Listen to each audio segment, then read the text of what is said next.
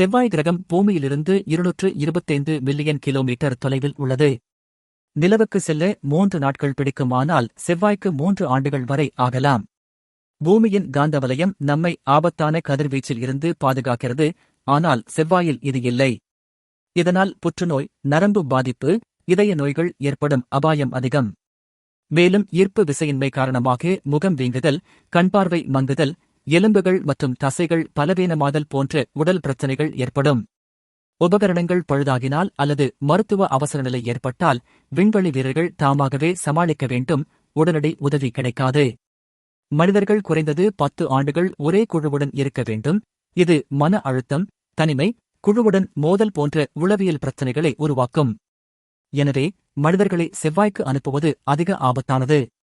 விஞ்ஞானிகளுக்கு இது இன்னும் மிகப்பெரிய சவாலாக உள்ளது. நன்றி. தினமும் ஒரு புதிய தகவலுக்கு மூங்கில் கிரியேஷன்ஸ் லைக், ஷேர், சப்ஸ்கிரைப் செய்ய மறக்காதீர்கள்.